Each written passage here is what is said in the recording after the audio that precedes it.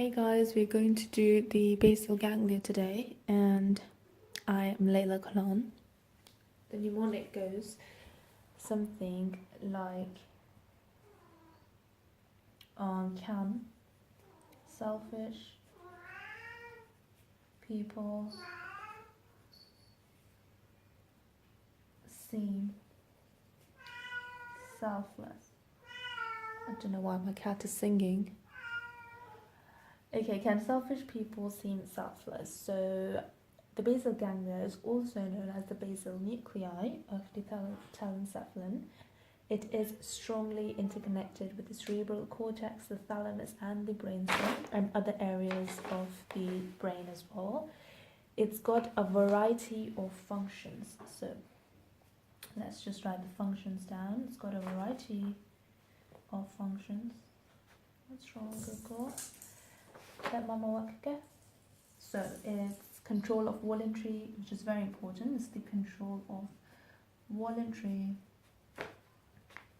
motor, movement. Okay. Now that's why if something goes wrong with the basal ganglia, one can develop either Parkinson's disease or Huntington's disease. This is lack of movement, and this is muscle spasms, so Huntington's. Okay, then there are other functions like procedural learning, routine behaviors such as teeth grinding, eye movements, cognition, emotion,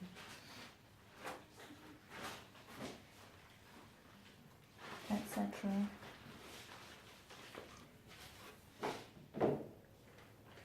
Okay, so now let's move on to the mnemonic CSPSS.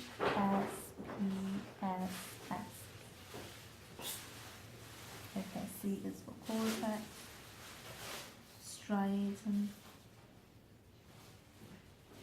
pallidum,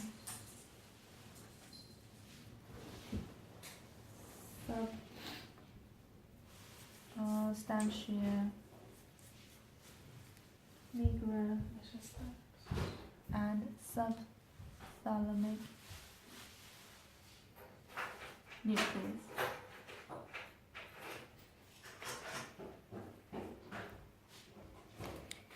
Okay.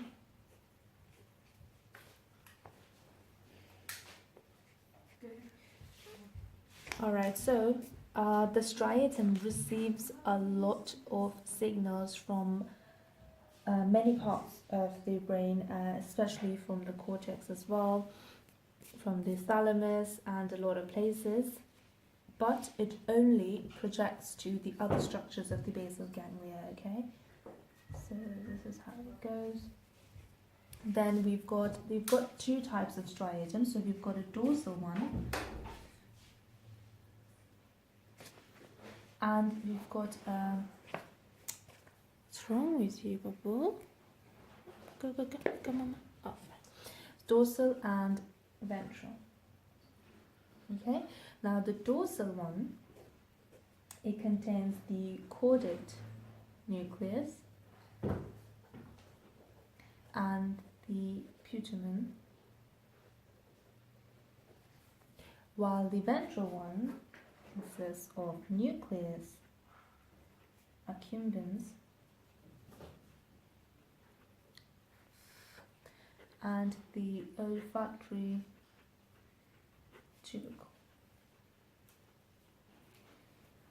Okay, then we've got the pallidum, which is also of two types. So you've got the globus pallidum or pallidus and the ventral pallidum. The globus pallidus, there's an internal one and an external. Okay? Alright, the substantia nigra, if you remember, is in the midbrain, and it's a high metabolic, in the substantia nigra there's a high metabolic synthesis of dopamine. Okay, and it's got two parts if you remember. We're going to write substantia nigra pars reticularis and substantia nigra pars compacta, and it's the pars compacta that synthesizes the dopamine. Okay, then we've got the subthalamic nucleus, which is in the subthalamus, which is a part of the diencephalon. Okay, that's all. Now you need to know about the connections. So let's write these structures. I've written them in order as well. So we've got cortex. A little bit down, we've got the striatum. Then we've got the globus pallidum externa, globus pallidum interna. You've got the subthalamic nucleus. You've got the substantia nigra compacta, substantia nigra reticulata, and you've got the thalamus.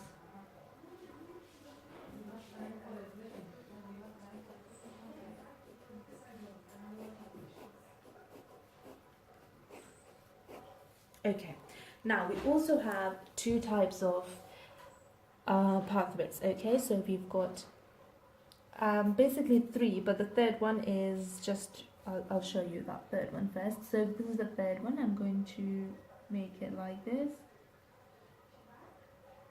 So we know that the substantia nigra's compact part synthesizes dopamine. So this is a dopaminergic pathway. Dopaminergic pathway, right? And then we've got glutaminergic pathway, which is excitatory. Okay, so excitatory. And then we've got a GABAergic pathway, which is inhibitory, of course. Okay, so I told you the striatum receives from the cortex. So, excitatory, right? The striatum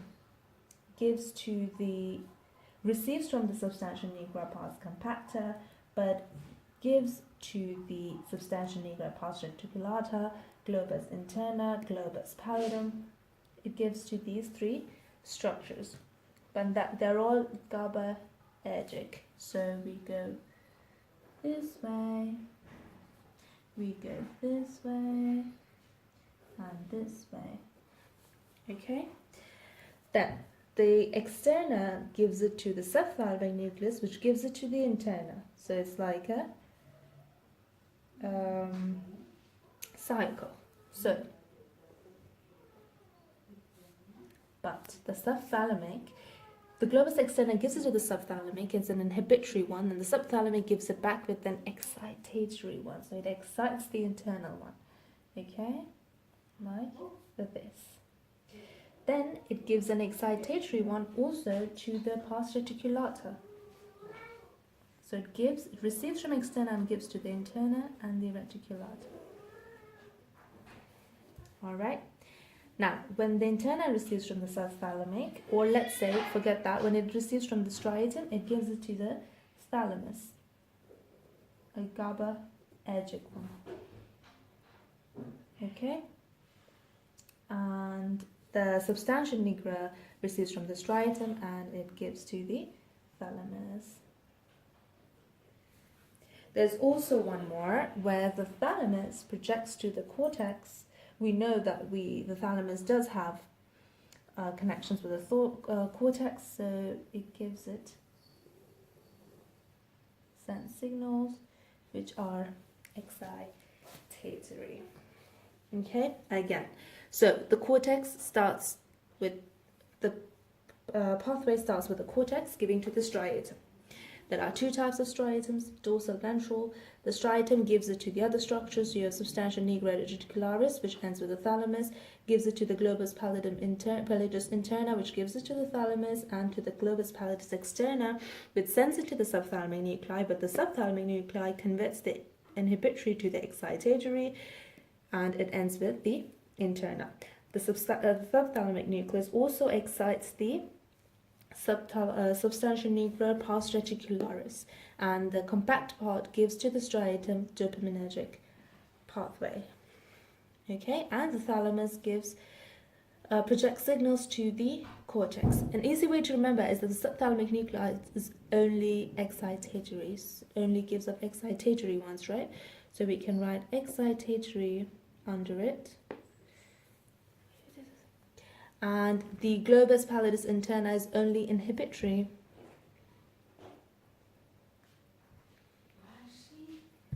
Okay, and that is it for the basal ganglia. If you like this video, please do give it a thumbs up and subscribe for more videos. Thank you guys, see you later.